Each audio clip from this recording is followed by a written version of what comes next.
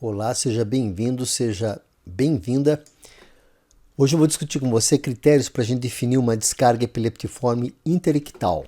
Uma descarga que ocorre entre as crises, ou seja, o paciente está num período normal, ele está assintomático e ele tem uma descarga epiléptica na atividade de fundo do eletro, fora do período da crise, que é o período ictal. Então, esse trabalho aqui da equipe de Mustafa e Kural fala o seguinte: para definir e validar os critérios para uma identificação acurada da atividade epileptiforme no EEG interictal, nós usamos dois critérios. Ele usou dois critérios. Critério de sensor espacial proposto pela International Federation of Clinical Neurophysiology, IFCN. E 2, um novo método de análise de fonte. O item 1 aqui, na verdade, o que é? É análise visual, tá?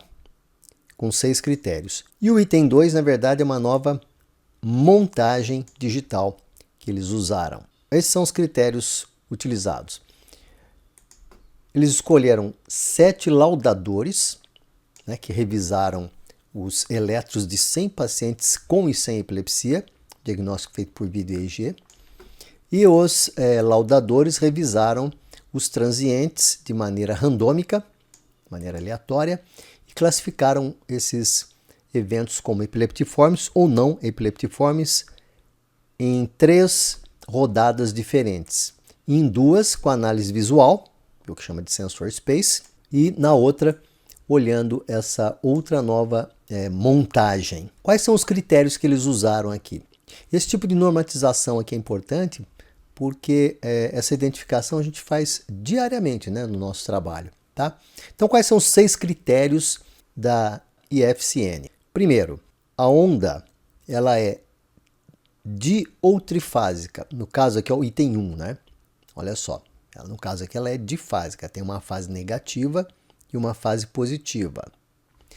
2, ela tem uma duração diferente da atividade de fundo.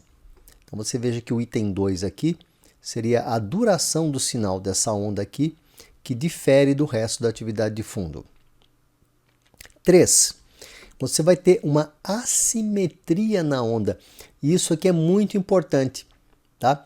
Ou a fase ascendente é mais aguda e a fase descendente menos aguda, ou vice-versa, tá? Então a onda epiléptica ela não é simétrica, ela não tem uma ascensão e um descenso simétricos.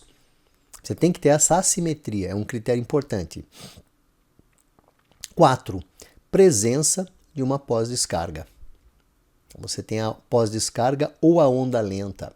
E segundo, a atividade de fundo ela é comprometida pela presença da atividade epilética, ela se modifica devido à existência da atividade epilética. Outra coisa é que o mapa de voltagem tem uma distribuição negativa e positiva, com potenciais negativos e positivos, sugerindo uma fonte cerebral que corresponda a um foco radial, oblíquo ou tangencial. O que é isso? Essa distribuição aqui, potenciais negativos em azul, potenciais positivos mais aqui em abóbora, traduzem para a gente o quê? Um potencial tangencial, ele vai tangenciando a superfície do escalpo. Isso aqui indica para a gente que a fonte ela é cerebral. Da mesma maneira, se você tiver um foco cuja fase negativa está próxima à superfície do escalpo e a fase positiva está profunda, nós falamos que esse foco é radial.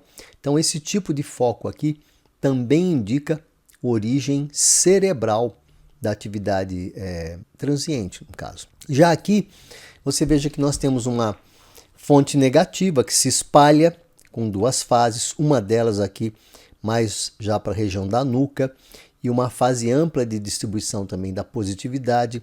Então isso aqui não sugere para a gente uma atividade elétrica cerebral.